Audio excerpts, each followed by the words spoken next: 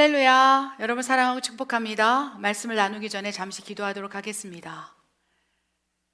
하나님 아버지, 우리가 어떠할 때 하나님 아버지 행복하십니까? 하나님이 행복하기를 원합니다.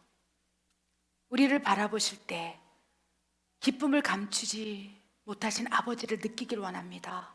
하나님, 어찌할 때 행복하십니까? 내 사랑하는 딸아, 아들아, 내 종아, 하나님 아버지는 너희가 행복할 때 가장 행복하단다. 하나님 아버지, 하나님 때문에 행복합니다. 이제는 하나님 창조하신 이 피조물 가운데, 이 만물 가운데 행복하기를 원합니다. 더 나아가 하나님께서 만드신 사람과 사람 사이에서도 행복을 느끼길 원하오매 하나님, 진정한 행복의 관계로 들어갈 수 있도록 역사해 주시옵소서. 오늘 말씀을 통하여 사람과 사람과의 관계 속에서 행복하지 않고 불행하다면 왜 내가 불행하고 행복하지 않는지 깨닫게 하시고 하나님, 그 관계가 회복될 수 있도록 역사해 주시옵소서. 오늘 말씀을 허락하여 주시옵소서. 부족한 종에게 먼저 말씀을 허락하여 주시옵소서. 내가 나사렛 예수의 이름으로 명하노니 하나님의 말씀을 회방하는 어둠의 권세는 다 떠나갈지어다. 하나님 혀의 권세를 허락하여 주시옵소서. 그리하실 하나님을 신뢰합니다. 예수님의 이름으로 감사하며 기도드립니다. 아멘. 여러분 행복하십니까? 행복하냐는 질문에 많은 사람이 행복이란 단어를 잊어버린 적이 오래됐어요. 어떤 분이 그 얘기를 했을 때 눈물이 났어요. 목사님, 저는 행복이란 단어가 내 삶에 없는 것 같아요.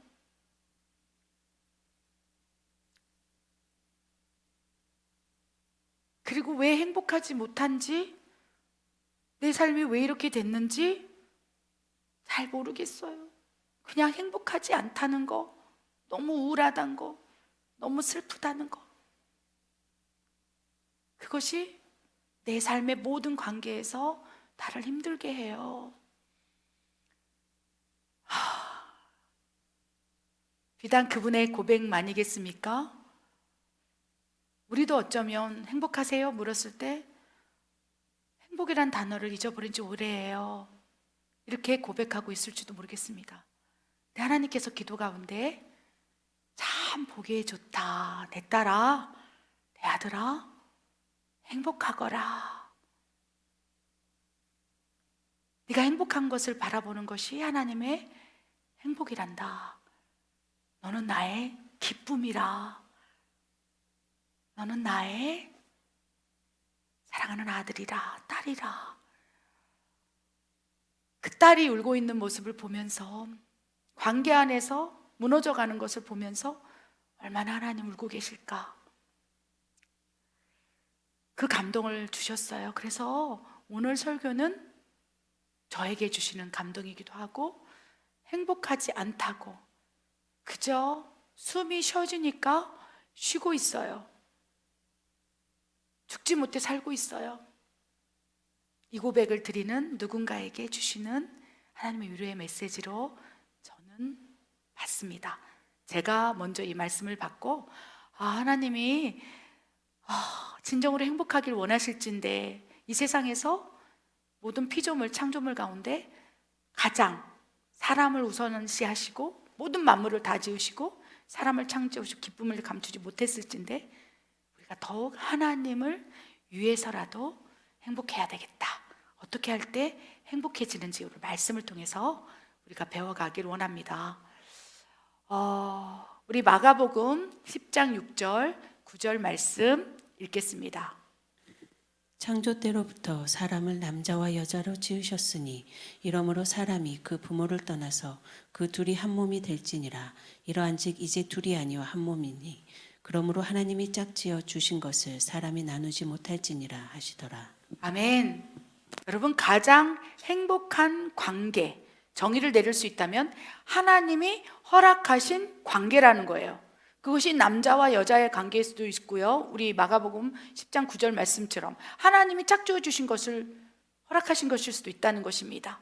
그래서 하나님이 허락하신 관계가 무엇이 있는지 그 관계를 먼저 살펴보기를 원합니다. 하나님께서 창세기 1장 2장을 창조하실 때 엄청난 큰 기쁨으로 창조를 하셨다는 거예요. 그 가운데 가장 먼저 하나님께서는요, 하나님과 아멘, 만물과의 관계를 만드셨다는 것입니다. 그래서 하나님이 인간을 창조하시고 가장 먼저 대면한 관계가 있은즉 아담 만드시고 나서 아담이 하나님과의 관계를 만든 거예요. 하나님은요, 그 하나님과 사람과의 관계를 위해서 만물을 먼저 창조하신 거예요. 왜? 하나님과 사람과의 관계에서 내 아들이 행복했으면 좋겠다, 내 딸이 힘이 들 때마다 만물을 통해서 위로를 받았으면 좋겠다, 내 종이 무너질 때마다 양들로 인해서 상처받고 지치고 다 포기하고 싶은 마음이 있을 때마다 자연으로 돌아가 창세로부터 만물 안에 하나님의 신성과 인성을 숨겨놓았거든. 너희가 하나님이 없다 핑계하지 못하리라. 로마서 1장 20절 말씀을 통해서 내 딸이, 무너진 내 아들이, 내 종이 어떤 관계 속에서 무너져 갈 때 이 만물을 통해서 빛이 있으라 하심에 빛이 생기고, 궁창이 생기라 하심에 궁창이 생기고, 꽃은 필지어다 하나님 말씀에 따라 창조가 되었던 모든 만물 가운데 내 종이, 내 아들이, 내 딸이 위로를 받기를 원한다. 그래요, 하나님께서는요, 사람과의 관계에서 그 사람, 우리가 행복하게 하기 위해서 하나님은 만물과의 관계를 먼저 맺으신 거예요. 그래서 창세기 1장 하나님이 말씀하실 때 빛이 있으라 하심에 빛이 생기고, 아멘. 그래야 하나님께서 만물을 쫙 만드시고 나서 이제 창세기 1장 26절에 하나님이 하나님의 형상과 하나님의 모양대로 사람을 만들자, 막 기쁨을 감추지 못하시면서 막 그 만물 안에서 사람을 이제 만들기 시작하는 거예요. 그래서 만물 피조물 그 가운데 흙으로 사람을 빚기 시작했어요. 사람의 육체를 만들기 시작했어요. 그리고 그 코에다가 창세기 2장 7절에 생기를 확 불어넣어서 살아있는 생명이 되기 위해서 아담을 창조하신 거예요. 그래서 아담, 사람은요, 가장 먼저 관계를 맺은 대상이 있은즉 하나님과의 관계였던 거예요. 하나님의 손으로, 토기장이 하나님의 손으로 우리를 빚으신 거예요. 그래서 그렇게 빚어진 사람, 우리가 가장 먼저 대면해야 할 대상이 있은즉 하나님이었다는 거예요. 아담도 하나님을 먼저 대면했어요. 그래서 하나님께서 아담을 창조하시고 하나님과 아담의 관계에서 기뻐하고 즐거워하라. 아멘. 생육하고 번성하여 이 땅을 다스리라. 그러시면서 하나님과 사람과의 관계를 가장 먼저 아담에게 주셨고, 그리고 나서 만물과의, 하나님이 창조한 피조물과의 관계를 아담에게 주시면서 너는 다스리라, 너는 내 대행자라, 그리고 만물을 주신 거예요. 그래서 사람은요, 하나님과의 관계가 가장 먼저 회복되어야 될 관계고 가장 먼저 일어나야 할 관계라는 것입니다. 그 관계가 회복되고 나면 만물을 향한 하나님의 대언, 대행, 생육하고 번성한 이 세상을 다스리라, 이 말씀을 순종하며 살아갈 수 있다는 것입니다. 그리고 하나님께서 세 번째 관계를 만드신 거예요. 어떤 관계입니까? 아담을 바라보실 때 독초하는 것이 안타까워 보이시었기 때문에 이제 그의 돕는 배필, 짝, 하와를 만드시고 사람과의 관계를 형성하기 시작한 거예요. 그래서 하나님께서는요, 인간을 위해서 만물과의 관계, 그리고 사람과의 관계, 이렇게 우리에게 다가오셨고, 이제 우리가 어떻게 됩니까? 세 가지 관계 안에 살아갈 수 있다는 거예요. 가장 먼저 하나님과의 관계, 그리고 만물과의 관계, 그리고 그 안에서 사람과의 관계 속에서 온전해진다면, 완전해진다면 가장 행복한 희락과 평강의 그 단계까지 이룰 수 있다는 것입니다. 여러분, 하나님께서는 만물을 허락하셨어요. 그리고 사람을 허락하셨어요. 그래서 그 허락하신 모든 관계 속에서 기뻐하고 즐거워하라, 행복하라, 너희가 그 안에서 행복한다면 나도 그 행복에 겨워서 기뻐하는 내 자녀의 모습을 보면서 나도 행복하리라 라고 말씀을 해주신다는 것입니다. 여러분, 그래서 하나님께서는요, 마가복음 10장 6절 9절 또 창세기 2장에 나오는 말씀처럼 창조 때로부터 사람을 남자와 여자로 만드셨다고 말씀하고 있습니다. 그 모든 관계 속에서 가장 사람과의 관계의 기초 시작은 남자와 여자라는 것입니다. 그래서 하나님께서 남자와 여자를 만들고 서로 한 몸을 이루어서 생육하고 번성해라, 하나님이 허락하신 관계라 라고 말씀해서 축복해 주시면서 모든 것을 그들에게 주셨다는 거예요. 이 세상을 보면요, 남자와 여자의 비율을 정확히 또 인문학적으로 따져볼 수 없지만 50대 50이라고 생각해 봅시다. 그래서 남자와 여자의 관계를 맺어질 텐데 가장 먼저 남자와 여자 한 몸을 이루어서 부부를 이루어서 그렇게 부부관계가 되지요. 그러면 그 다음에 생육하고 번성해서 또 어떤 관계가 잉태됩니까? 부모와 자식 관계에 잉태되고 또 아담이 그렇죠. 또 자녀를 낳고 했을 때 형제 관계가 될 수 있고 남매 관계가 될 수 있고 자매 관계가 될 수 있는 거예요. 그리고 사촌 관계, 계속 사람과의 관계가 확장되어 나간다는 것입니다. 가장 기초적인 단계는 남자와 여자의 관계로서 우리가 남자와 여자의 그 관계 속에서 우리가 정확하게 인식을 하고 있다면 이 세상을 살아갈 때 진정한 행복의 단계로 갈 수 있다는 거예요. 무엇보다도 오늘 이 말씀을 통해서 남자와 여자의 소통의 방식, 소통의 비결, 대화하는 방법, 이런 또 기질적인 차이, 남자와 여자 창조의 또 하나님의 다름, 이 부분에서 우리가 이해를 하고 인식을 하고 이 삶에 적용한다면 이 세상의 반은 남자고 세상의 반은 여자일진데 이 모든 관계가 회복이 일어날 거라고 믿습니다. 그 남자와 여자의 관계에서 부부가 있을 수 있고요, 아빠와 딸의 관계도 있을 수 있고 엄마와 아들의 관계도 있을 수 있고 그렇죠, 남매의 관계에 있을 수도 있고요, 여러 가지 직장 상사와 또 부하 직원의 관계에 있을 수 있고 남자가 선생님이라면 남자 선생님과 여자 제자의 관계, 여러 가지 다양한 관계 속에서 하나님이 허락하신 관계 안에서 남자와 여자의 관계 안에서 진정한 행복을 이룰 수 있다고 좀 믿습니다. 그 가운데 남자와 여자가 만날 때 이루어지는 관계에 대해서 한번 정리된 말씀을 읽어보도록 하겠습니다. 읽겠습니다. 하나님이 맺어주신 짝, 육체의 끌림과 혼의 감정을 통해 맺어진 짝, 조건을 보고 맺어진 짝. 아멘. 남자와 여자가 한 몸을 이루어서 또 만나게 하셨고 하나님 맺어준 짝은 사람이 갈라놓지 못한다라고 말씀하셨는데, 여러분, 이 온 인류에 80억 인구가 있을 것이고 40억은 남자고 40억은 여자라 할진데 다 하나님 맺어주신 짝일까요? 큰 광의적 범주에서 보면요, 하나님 남자를 만드셨고 여자를 만드셨고 근데 서로 사랑하는 것, 그래야 결혼을 하고 생육하고 번성하는 거 하나님이 다 허락하신 관계 안에 있을 수 있다는 것이에요. 그런데 문제는 하나님 안에서, 믿음 안에서 하나님께 사인을 받고, 하나님 이 사람이 내 아담입니까? 이 사람이 나의 하와입니까? 하나님이 허락하신 관계입니까? 하나님 맺어준 짝입니까? 묻고 또 이 하나님의 사인을 받고 결혼한 관계라면 참으로 축복된 관계라고 말씀드릴 수 있겠습니다. 그런데 이 세상에 모든 사람이 하나님을 믿고 예수님을 믿는 게 아니지 않습니까? 불신자도 있을 수 있고 타종교도 있을 수 있고 아예 무신론자도 있을 수 있을 텐데 다 하나님 맺어준 짝이 아니라는 거예요. 근데 근원적으로 남자와 여자를 만들어서 남자와 여자가 만나고 짝을 이루는 것은 하나님의 창조 질서 안에 허락된 관계라는 거예요.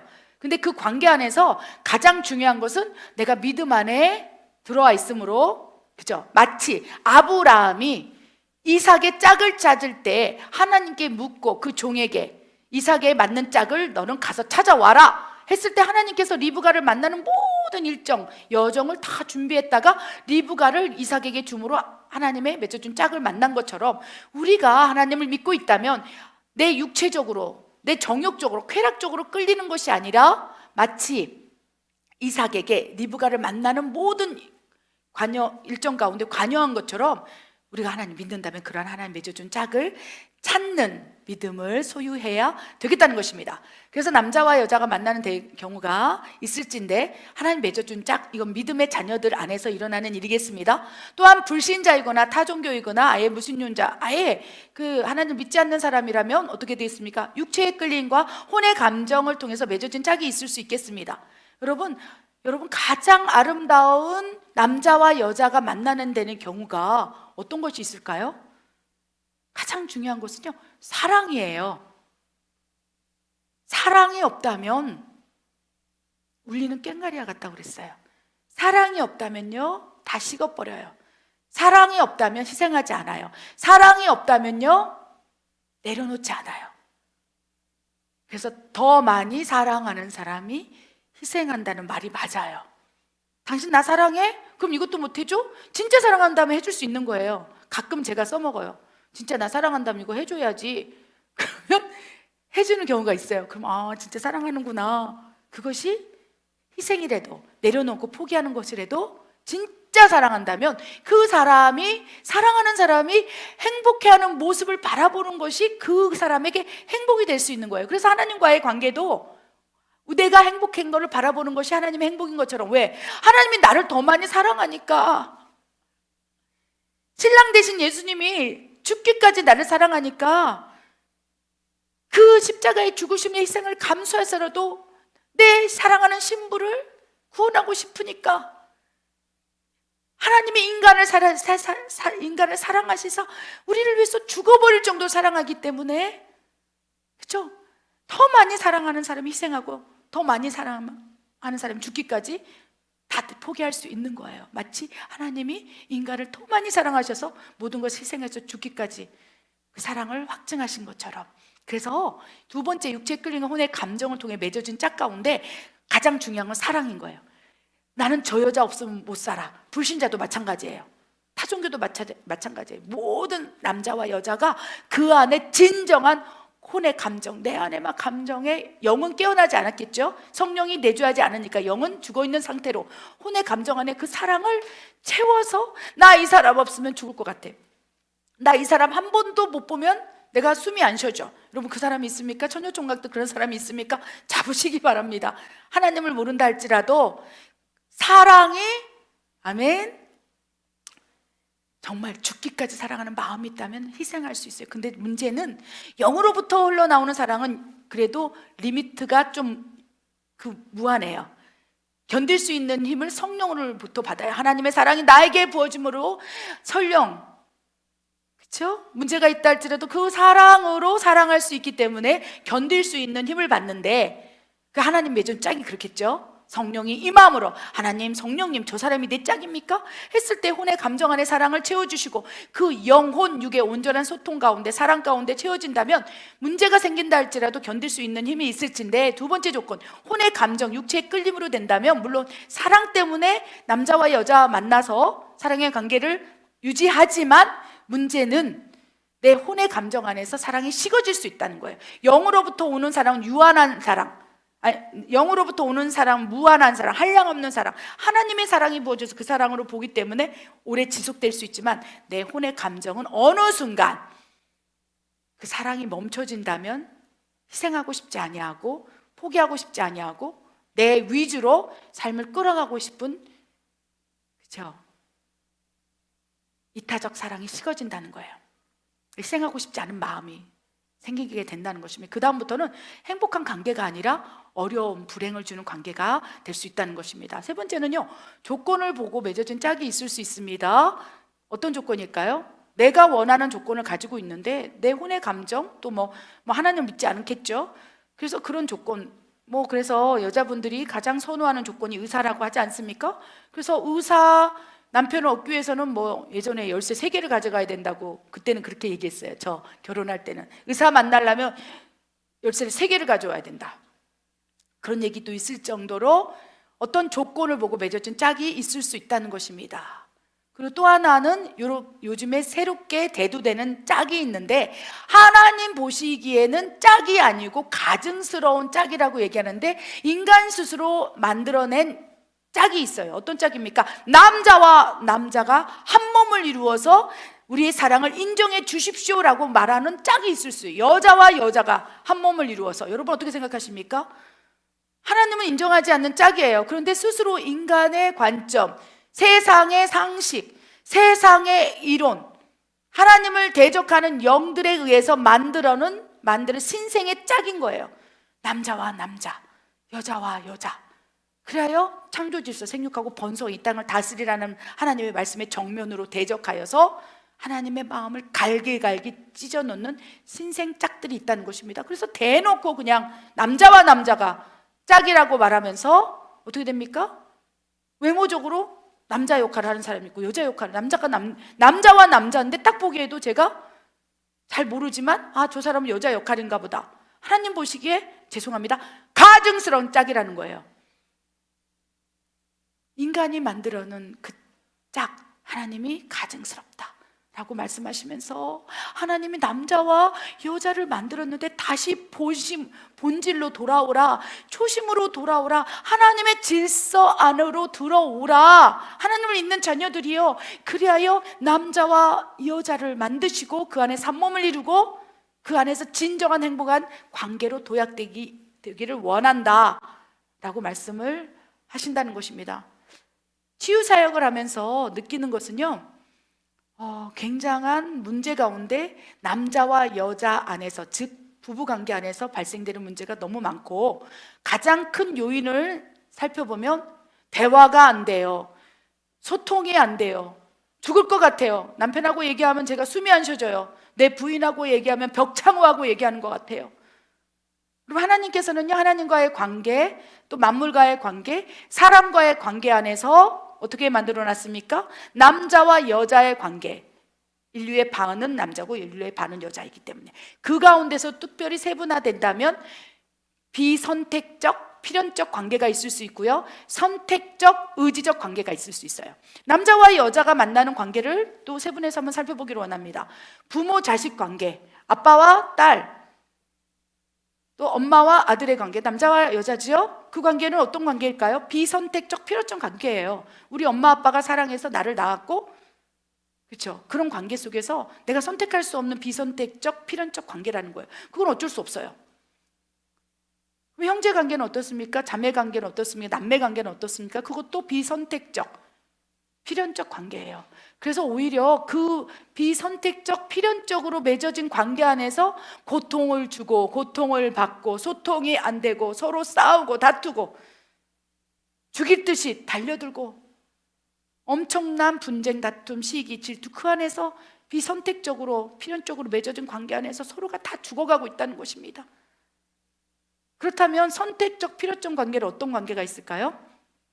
남자와 여자가 만나는 관계는요, 선택적, 필연적 관계, 그래서 잘 만나야 된다는 것입니다. 내가 선택을 하는데 의지적으로 고를 수 있는데 하나님이 맺어준 짝을 만나라는 거예요. 우리 청년들이 이 설교를 듣는다면, 하나님, 내 아담은 어디 있습니까? 내 이브는 어디 있습니까? 마치 아브라함이 그 자녀 이삭의 배우자를 찾기 위해서 하나님께 기도하고 종을 보내고 또 너무나 놀랍게 기도한 대로 우물가에서 물을 깃고 이 물을 낙타에게도 마시게 해주십시오, 주인도 마십시오. 그래서 하나님의 인도하심 속에서 사인을 받고 구한 그런 짝이 나에게 있습니까? 하나님 그런 짝을 나에게 보여주시고 깨닫게 하시고 분별하게 하시고 하나님 맺어준 짝을 만나게 해주십시오. 여러분, 부부관계는요, 선택적, 의지적으로 만날 수 있는 관계라는 거예요. 그래서 때로는요, 그 관계가 너무 힘들고 지칠 때, 그치, 모세가 이혼 증서를 써주면서 선택적, 의지적으로 네가 선택해서 만든 관계이지만 그리하여 생육하고 번성하여 비선택적, 필연적 관계인 네 자식을 낳고 형제 자매를 낳았지만 죽을 것 같으냐? 하나님께서 물어보시는 거예요. 그러면 진작에 하나님 맺어주신 짝을 만나야 할 텐데 조건을 보고 맺었느냐? 무엇을 보고 그 남자와 여자가 결혼을 했느냐? 근데 하나님, 나 죽을 것 같아요. 선택적, 의지적으로 내가 선택했지만 남자와 여자가 만났지만 숨이 안 쉬어지고 대화가 안 되고 죽을 것 같아요. 그럼 방법을 주시는 거예요. 소통의 비결을 배워라. 회복의 방법을 배워라. 처음부터, 그렇죠, 분리하지 말고 그 방법을 한번 훈련해봐라. 그럼에도 불구하고 안 되냐? 그럼 하나님께 기도하라는 거예요. 그래서 모세가 이혼 증서를 써줘서 하나님이 그렇게 분리도 하겠다는 거예요. 왜? 비선택적, 필요적 관계가 아니라 남자와 여자가 만나는 것은 선택적, 의지적 관계이기 때문에 때로는 그렇게 허락하시는 관계 안에서 하나님께서 분리를 명하실 수도 있다는 것입니다. 모든 부부 케이스가 다 그러지 않아요. 하나님께 물어야 된다는 것입니다. 그렇기 때문에 하나님 앞에 나아가서 하나님께 칭찬받기 위해서는 선택적으로, 의지적으로 선택할 수 있을 때 눈을 열어서 내 짝을 찾게 해주고 회복의 방법을 깨닫게 하시고 소통의 비결을 배우게 하시사 지금 무너진 관계, 회복이 안 되는 그 관계 속에서 하나님 역사에 주시옵소서. 내가 조건을 보고 맺었으나, 남자와 여자가 만났으나 죽을 것 같습니다. 하나님께 기도하라는 거예요. 그럴 때 하나님께서 회복의 문을 열어주실 수 있다는 것을 명심하시고, 아멘. 남자와 여자가 만나는 이 다양한 관계 속에서 그렇다면 지금 나의 관계는 어떠한 관계일까 묵상해 보시기 바랍니다. 아멘. 하나님께서는요 회복을 명하십니다. 그런데 회복하기 위해서는 지금의 현재의 문제점, 내 대화 방식, 남자와 여자의 다름, 기질적 차이, 이런 것들을 인식하지 못한다면 계속 남자와 여자의 대화 관계 속에서 어떠한 토로가 나옵니까? 내 남편하고 얘기하면 죽을 것 같아요. 내 부인하고 얘기하면 숨이 안 쉬어져요. 죽을 것 같아요. 여러분, 이거는 상대적으로 느끼는 감정인 거예요. 남자가 느끼는 감정 가운데 숨이 안 쉬어져 죽을 것 같다면 여자도 마찬가지고, 여자가 느낄 때 남자도 동일하게 느낀다는 거. 왜 그렇습니까? 사람은 영적인 존재예요. 영적인 존재가 영적으로 다 느끼는 거예요. 내가 힘들다면 그 사람 행복할까요? 똑같다는 거예요. 그러면 뭐가 문제일지 하나님께 묻고 이제 소통의 비결을 한번 배워보기를 원합니다. 가장 중요한 것은요, 여자와 남자를 만드셨는데 다르게 만들었다는 거. 어떻게 다르게 만들었냐? 여자는 정서적 사랑을 받고 사랑 안에서 온전함을 느끼고 공감을 받을 때 정말로 마음이 열리고 소통이 일어난다는 것. 제가 여자지만요, 누군가 사랑으로 또 희생으로 또 공감해주고 대화를 들어주고 이럴 때 모든 것이 풀리는 거 느껴요. 쉽지 않아요. 무슨 어떠한 문제 해결을 위해서 대화하는 게 아니에요. 나 힘들어요. 죽을 것 같아요. 다 포기하고 싶어요. 내려놓고 싶어요. 여성이 그런 대화를 하고 있습니까? 그렇다면 힘들다고 아우성치는 거예요. 내려놓으려고 포기하려고 하기 단계 이전에 그 마음을 토로하면서 공감을 받기로 해. 힘들었어? 몰랐네. 어떻게 하면 도와줄 수 있을까? 그러면 다시 힘을 얻어요. 공감을 받고 정서적으로 채워주면서 지금은 힘들지만 다시 한번 해볼게요.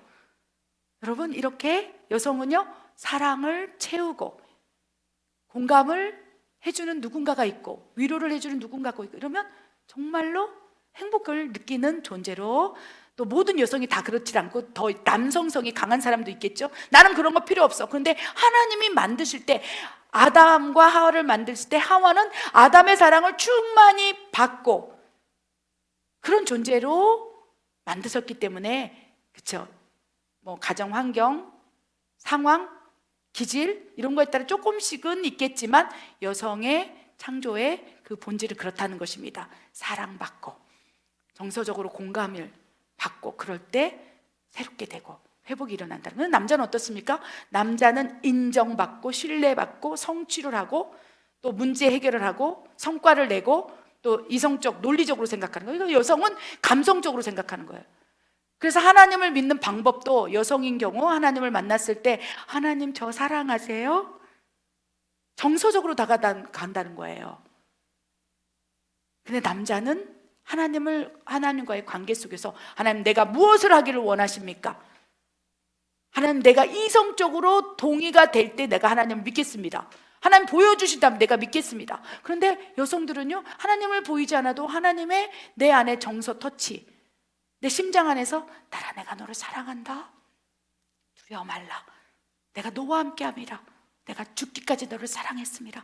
그럴 때 그것이 믿음으로 확 온다는 거예요. 그래서 이 기독교 안에 70%, 80%가 여성의 성도님인 것은 하나님의 사랑. 그래, 기독교의 본질을 보면 사랑인 거예요. 하나님 사랑. 내가 너를 사랑해서 죽었고 네가 나를 믿음으로 너는 죄인이었으나 의인으로 칭함함으로 영원히 하나님의 사랑을 받고 천국에서 영원히 함께하리라. 이것이 복음의 핵심 아니겠습니까? 그래서 하나님은 우리에게 사랑으로 다가오는 거예요. 복음의 본질이 하나님 사랑인 거예요. 그런데 그 사랑을 받고 이제 이웃사랑으로 펼쳐가면서 새 경험을 완성하는 것이 기독교의 본질이라는 것입니다.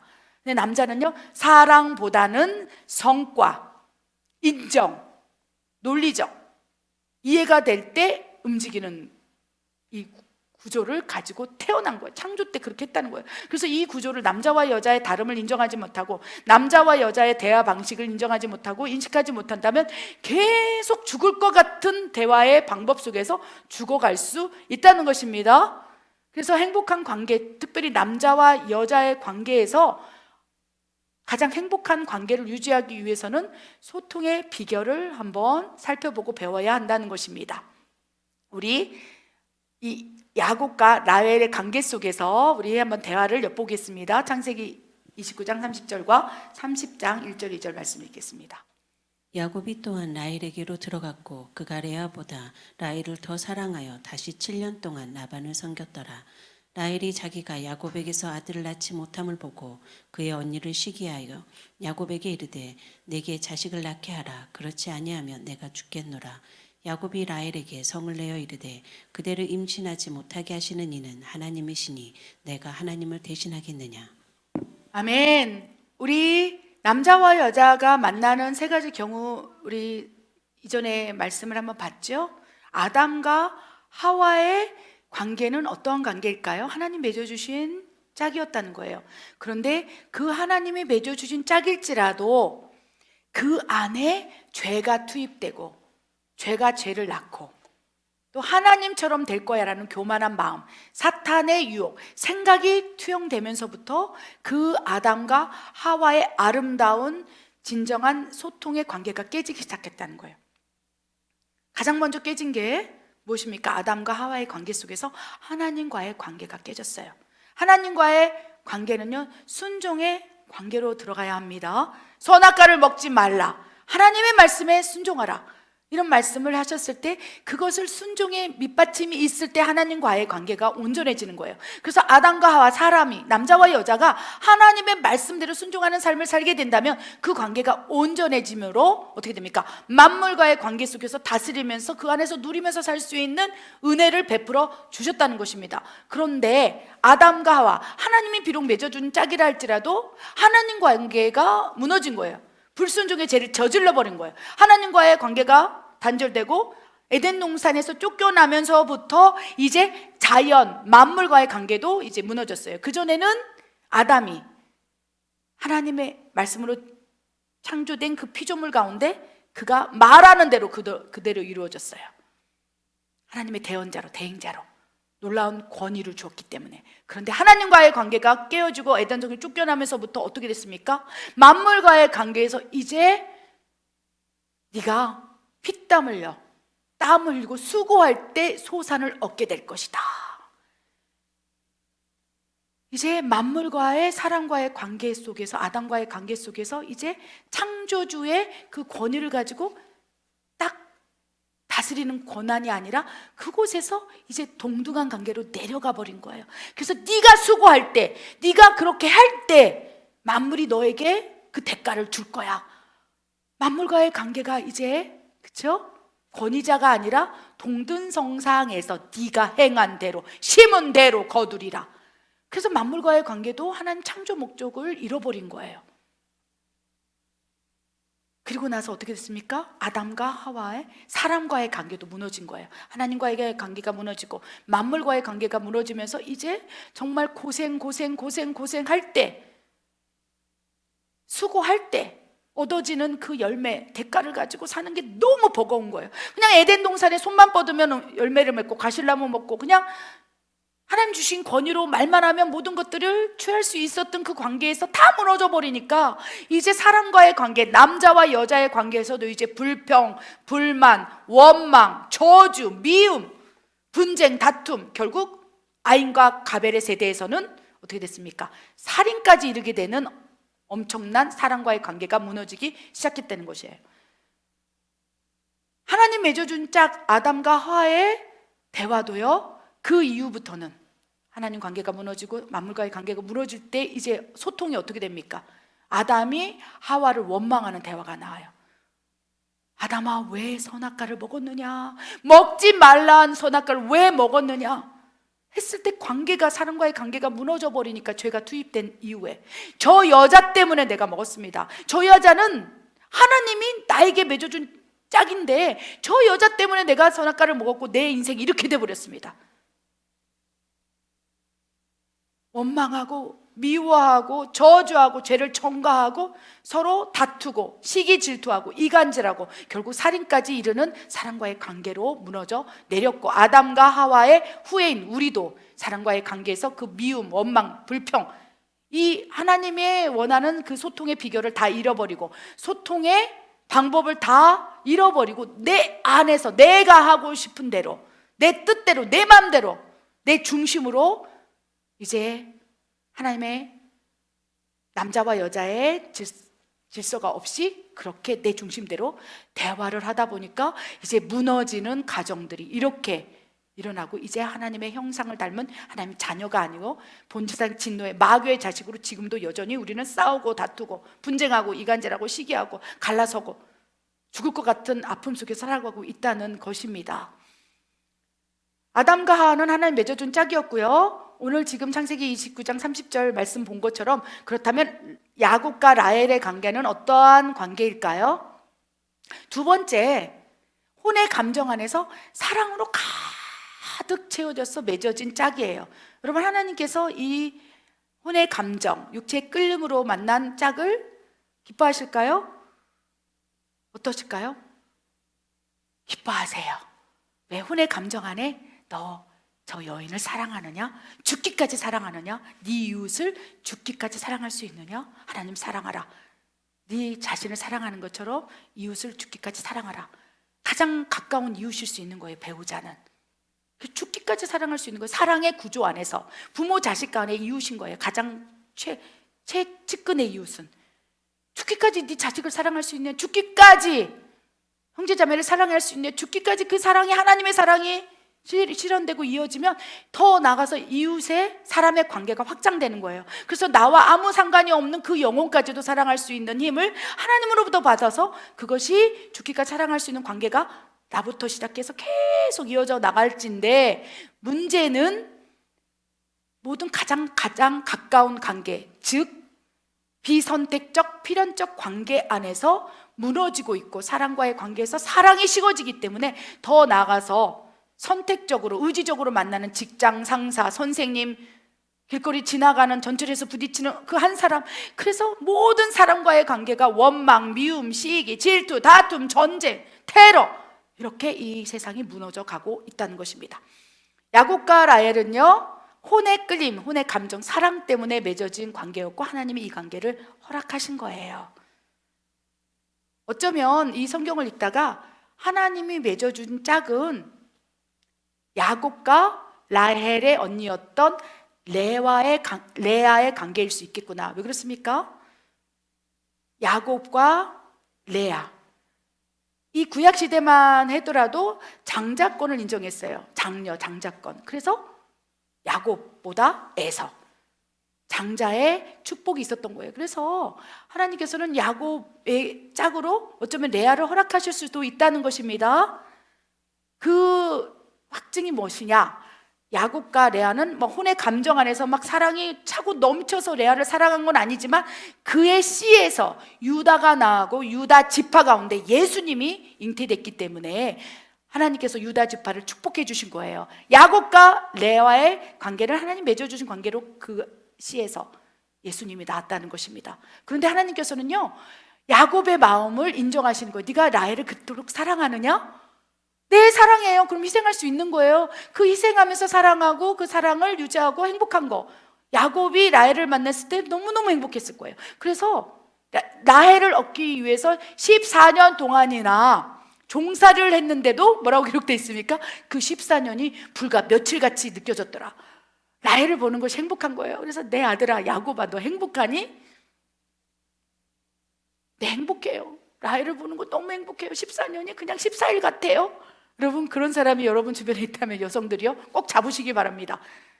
당신을 얻을 수 있다면 내 모든 것을 다 바쳐서도 나는 행복할 수 있어. 내 모든 것 다 버려도 당신만 얻을 수 있다면 그것이 또 불신자일지라도 또 아름다운 남자와 여자의 관계 속에서 사랑이 또 크기 때문에 하나님이 축복해 주실 수 있다는 것입니다. 그래서 야곱과 라헬은 혼의 감정 안에서 어쩌면 하나님 허락하시지는 않았을 수 있지만 그 사랑 안에서 또 행복한 또 관계를 유지하고 있었다는 거예요. 그런데 문제는 무엇입니까? 그 사랑이 있다 할지라도 소통의 방법, 남자와 여자의 차이, 그것을 알지 못할 채 내 생각대로, 내 뜻대로, 내 마음대로 그렇게 관계를 맺다 보면 서로에게 상처를 줄 수 있다는 거예요.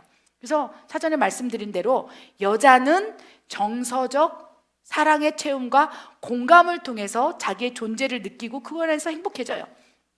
남자는 인정과 문제 해결, 성과, 논리, 이성적 또 신뢰를 받고 그래서 명예, 성공 막 이런 것들을 추구하지 않습니까? 그를 통해서 자기가 행복하다 이렇게 느낀다는 거예요. 행복을 느끼는 기준이 다르다는 것입니다. 이 야곱과 라헬의 대화 창세기 3장 30장 1절 2절 야곱은요 행복했을 거예요. 왜냐하면 부자였어요. 그리고 자녀들도 많고 그래서 뭐 행복의 기준을 볼 때 이 정도면 뭐 성공했고 명예도 있고 야곱은 어쩌면 행복할 수 있었을 거예요. 인정받고 있고 아브라함의 하나님, 이삭의 하나님, 야곱의 하나님 그리하여 베델 그 돌베개에 베고 잠 잘 때 하늘문이 열려서 하나님께 인정받고 내가 너와 함께하리라 내가 너를 축복하리라 그래 하나님과의 관계 속에서도 야곱은 하나님께 인정받았어요. 그리고 그렇죠 한골뼈가 부러질 만큼 막 하나님하고 씨름하고 싸웠는데 거기서 이겼고 막 성취가 있는 거죠. 내가 하나님과 이긴 자 너는 하나님과 이긴 자로다. 이제는 야곱이라 하지 아니하고 이스라엘이라 해라. 너의 태에서 난 12지파를 통해서 민족의 태동을 이루어 나가리라. 이것이 야곱이 행복할 수 있는 기준이었던 거예요. 하나님께 인정받고 명예, 성공 있고 부인들도 많고 자녀가 있으므로 행복했다는 거예요. 그런데 자기가 그토록 사랑했던 여인 라헬은 행복하지 않았던 거예요. 왜냐하면 정서적으로 채워지지 않은 거예요. 다른 사람은 다 아기가 있는데 왜 나만 아기가 없는 거야? 야곱이 나를 사랑하지만 야곱은 자기 인생을 살아가는 것 같고 자기는 슬픈 거예요. 왜 나에게 자식이 없지? 그러면서 야곱이 라헬을 사랑함으로 다가왔을 때 라헬은 정서적으로 사랑을 채우기 위해서 이제 야곱에게 대화를 걸기 시작하는 거예요. 여보, 세상 말로 여보, 내가 아기가 없어서 죽을 것 같아. 제발 좀 나에게 아기 좀 줘. 나 자살해버릴 거야. 죽어버릴 거야.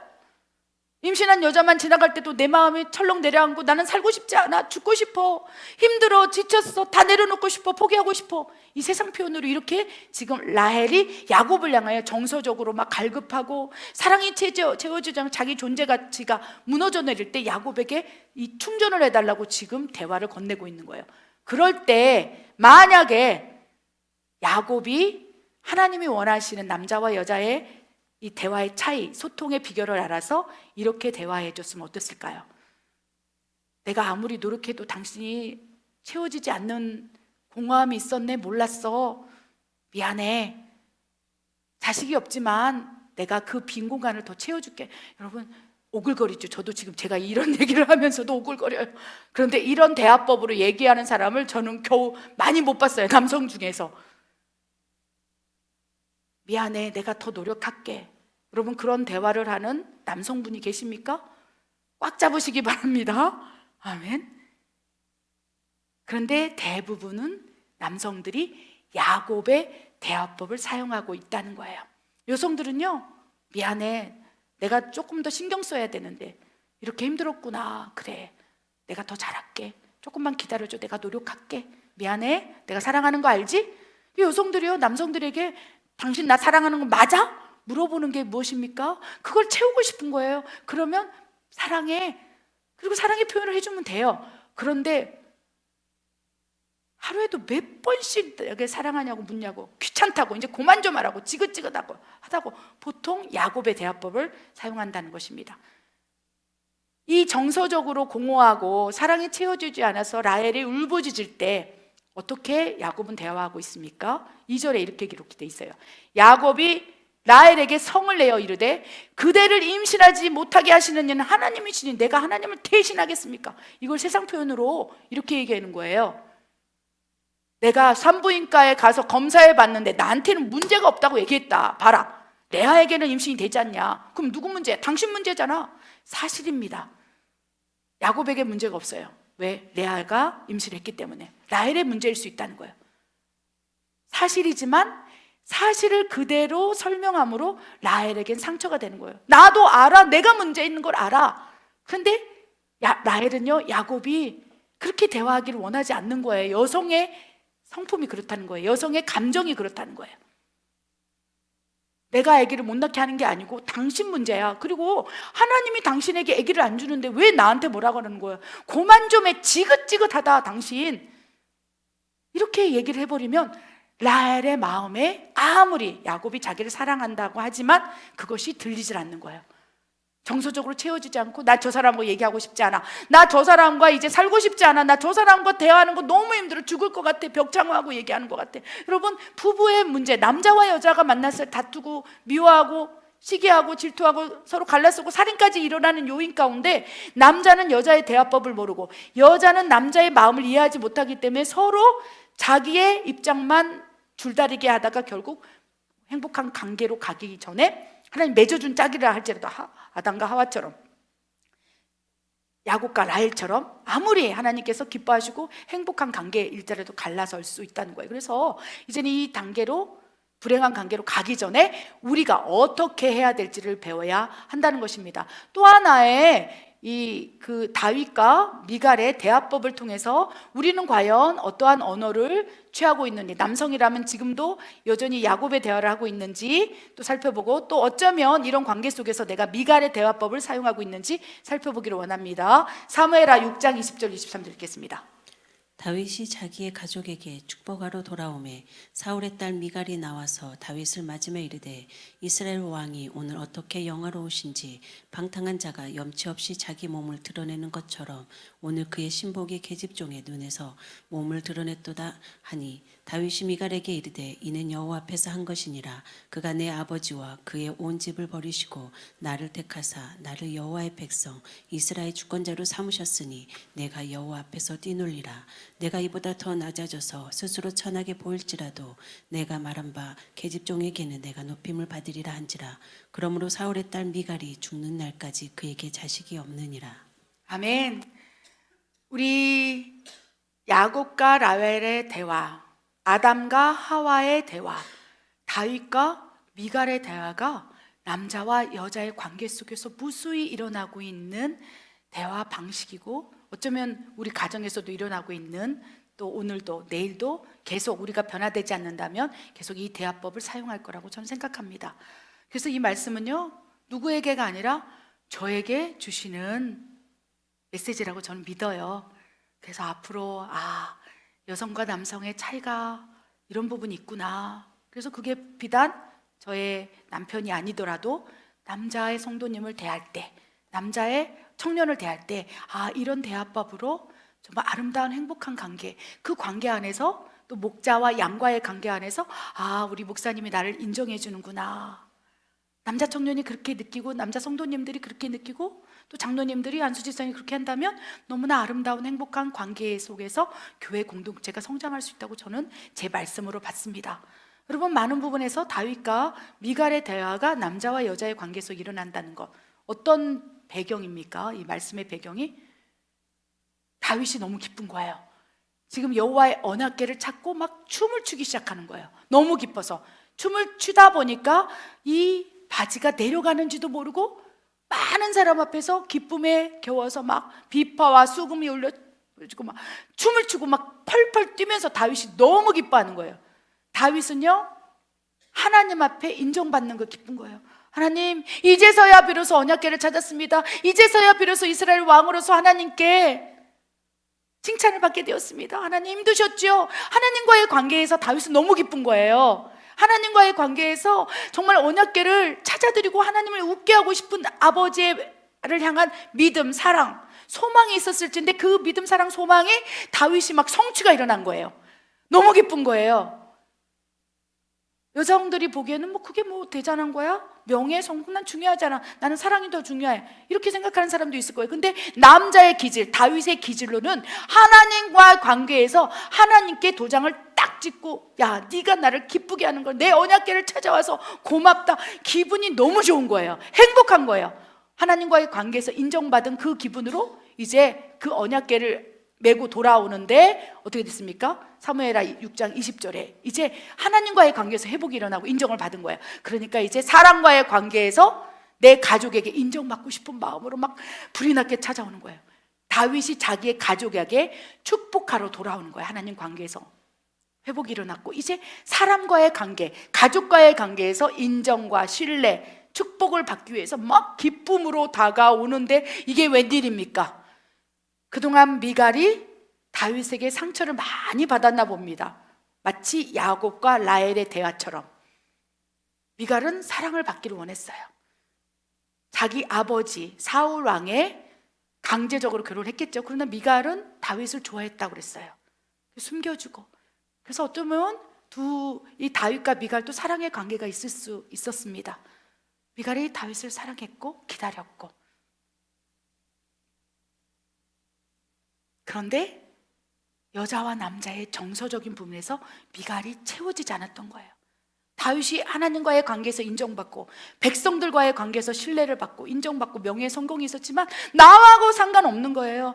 미갈은요 다윗의 사랑을 원했다는 거예요. 사랑하는 내 아내 미갈이요, 당신이 있음으로 해서 내가 존재합니다. 고마워, 미안해, 홀로 있게 해서 미안해. 그래서 정서적으로 사랑을 채우고 공허함을 채우고 내가 힘들다고 얘기할 때 옆에 있으면서 위로해주고, 그런 정서적인 공감의 대상을 남자로 우리는 원하고 있고, 많은 모든 여성들이 다 그렇지 않지만 하나님 창조할 때 그렇게 만들었다는 거예요. 그런데 미갈은 그 부분이 채워지지 않았던 거예요. 그렇기 때문에 하나님과의 관계에서 회복이 일어났고 사랑과의 가족에게 인정받기 위해서 막 다가오고 있는 다윗을 향하여 미갈이 어떻게 얘기합니까? 20절에 다윗을 맞으며 이르되 이스라엘 왕이 오늘 어떻게 영화로우신지 방탕한 자가 염치도 없이 자기의 몸을 드러내는 것처럼 계집종의 눈앞에서 몸을 드러내. 이게 세상 표현으로 무슨 말인지 아십니까? 나는 당신이 부끄러워, 수치스러워서 어떻게 바지가 훌렁 내려갈 정도로 그렇게 춤을 추냐, 창피하지도 않냐, 당신 지금 왕인데 어떻게 이렇게 추접스럽게 춤을 추냐, 내가 당신 보다가 부끄러워서 보질 못했어, 어떻게 그렇게 체신이 없냐. 그러면서 어떻게 됩니까? 인정받지 못하고 그 부분에서 지적을 받고 하니까 다윗의 마음이 이제 어떻게 됩니까? 상처가 되는 거예요. 그런데 미갈의 대화법이 우리의 일상생활에서 일어날진데 왜 여성이 미갈의 대화법을 쓰게 되는지 남성들이 먼저 그걸 이해하지 원해요.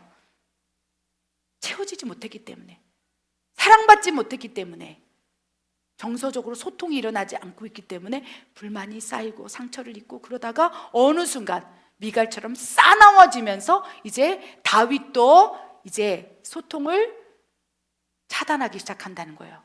그렇게 얘기할 때 인정받지 못하고 신뢰받지 못하고 이성적으로 생각해도 기분이 너무 나쁜 거예요. 그러니까 어떻게 됩니까? 미갈에게 이르되 이는 여호와 앞에서 한 게, 당신 앞에서 한 거 아닌데 왜 당신이 참견을 하냐? 내가 당신 앞에 춤을 췄어? 나는 여호와 앞에서 춤을 춘 거야. 당신이 이래라 저래라 할 이유가 없어. 이렇게 얘기하면서 뭐라고 했습니까? 나는 여호와 앞에서 뛰는 거야. 그런데 다윗의 마음은 가족들에게 축복하고 가족들과 함께 이 기쁨을 누리기 위해서 다가왔다는 거예요. 지금으로 따지면요, 성과급을 받고 승진을 하고 이제 남자들이 퇴근하는 거예요. 그래서 띵동 눌렀어요. 여보, 나 승진했어, 나 성과급 받았어. 그럴 때 미갈의 대화법, 그게 나하고 무슨 상관이야? 나는 그거 원하는 거 아니야. 그건 당신 얘기지, 나하고 상관없어. 그럴 때 다윗처럼 마음이 무너지기 시작하는 거예요. 내가 가족들을 위해서 이렇게 희생했건만 나를 이렇게밖에 생각 못한다는 거야? 그러면서 어쩌면 다윗처럼 마음을 닫아버릴 수도 있다는 것입니다. 이게 우리 일상생활에서 남자와 여자의 대화 속에서 일어나는 일이고, 결국 어떻게 됐습니까? 다윗과 미갈의 관계는 이제 헤어날 수 없을 정도로 무너지고 불행한 관계가 되었다는 거예요. 어떤 관계입니까? 23절에 기록이 되어 있습니다. 23절 한번 읽어보겠습니다. 23절 읽겠습니다. 그러므로 사울의 딸 미갈이 죽는 날까지 그에게 자식이 없느니라. 미갈도 상처를 받았고 다윗도 상처를 받았고 남자와 여자의 소통의 비결을 알지 못하고 방법을 알지 못한 채 내 감정, 내 의지, 내 뜻대로 그렇게 대화를 이어가다가 결국 그러므로 사울의 딸 미갈이 죽는 날까지 그에게 자식이 없었더라. 나는 당신하고 못 살아. 이제는 죽을 것 같아. 그래서 다윗은 그렇죠, 먼 날 어떻게 됐습니까? 자기의 마음을 이해해주는 아비가일 품에 찾아드는 거예요. 자기를 인정받는, 이것이 우리 모두에게 일어나는 일이고 하나님께서는 그렇게 되기를 원하지 않아요.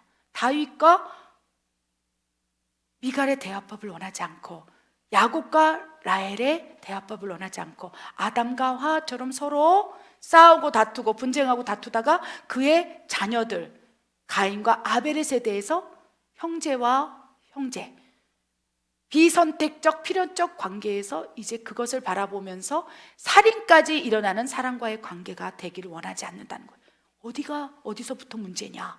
남자와 여자를 창조하시되 이제 그 정서적 차이, 기질적 차이, 창조 질서 안에서 또 상대방의 다름, 이것을 인정해서 내 중심이 아니라 이타적 중심으로 그렇게 소통의 비결을 깨닫고 행복한 관계를 위해서 한번 훈련해 보자. 저에게 주시는 말씀입니다. 저도 이제부터 훈련해 보려고 합니다. 이 대화법을 하나님께서 깨닫게 하셨으니 오늘 이 순간부터 남자와 여자 관계 속에서 또 자녀와 관계 속에서 이런 관계 속에서 한번 훈련해 보려고 합니다.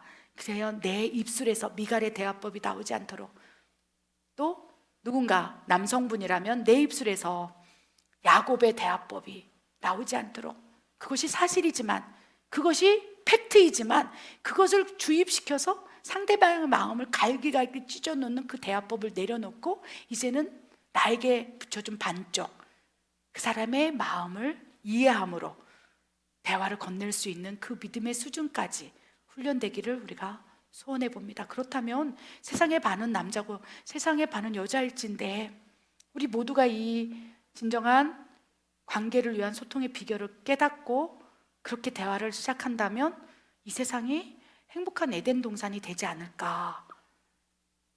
나로부터 그 일을 시작해 봐야 되겠다. 힘들지만 오늘 이 말씀을 선포했을 때는 막 할 수 있을 것 같지만 어느 순간 미갈의 대화법이 또 나올 거예요. 저에게도.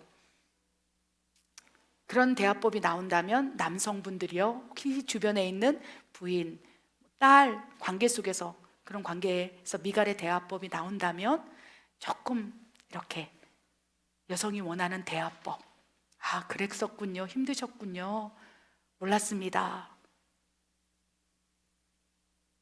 많이 힘들었겠다, 들어주기만 해도, 공감해주기만 해도, 가만히 바라봐 주기만 해도, 그 힘든 상황에서 부인이라면 손을 한번 잡아주기만 해도 그 마음이 눈 녹듯이 녹아서 미갈의 대화법을 가지고 대화했던 그 여인의 마음에, 여성의 마음에 내가 더 잘해야겠다, 사랑이 채워질 때 희생할 수 있게 된다는 거예요. 그래서 여성에게 사랑을 많이 채워주죠. 그러면 그 남자를 위해서 희생할 수밖에 없도록 하나님께서 만드신 거예요. 사랑하기 때문에 희생하고, 사랑하기 때문에 자녀를 위해서 모든 걸 포기하고, 사랑하기 때문에 그 가정을 지키기 위해서 모든 걸 내려놓는 그 모성 본능은 결국 사랑으로부터 시작되고, 그 사랑이 채워질 때 어미로서, 여인으로서 위대한 일을 할 수 있다는 것.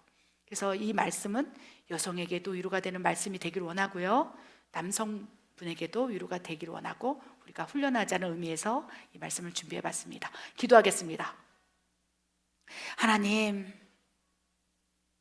창조로부터 남자와 여자를 만드시고 그 관계 안에서 생육 번성하고 이 땅을 다스리며 아브라함의 하나님, 이삭의 하나님, 야곱의 하나님, 그리고 이제는 우리의 하나님을 관계를 맺어 가시면서 만물 안에서 그 관계가 확장되고 사람과의 관계에서 진정한 행복의 관계로 도약하기를 원하는 아버지 마음을 받습니다. 그러나 어디서부터 무엇이 잘못되었는지 깨닫게 하시고, 만약 사람과의 관계 속에서 무너지고 있다면 무엇보다도 남자와 남자의 관계, 남자와 여자의 관계, 또 비선택적 필연적 관계에서 상처와 고통을 받고 있다면 하나님 우리에게 지혜를 주시사 소통의 비결을 깨달아 회복이 일어날 수 있도록 역사해 주시옵소서. 주님의 지혜가 필요합니다. 도와주십시오. 하나님 감사합니다. 예수님의 이름으로 감사하며 기도드립니다. 아멘.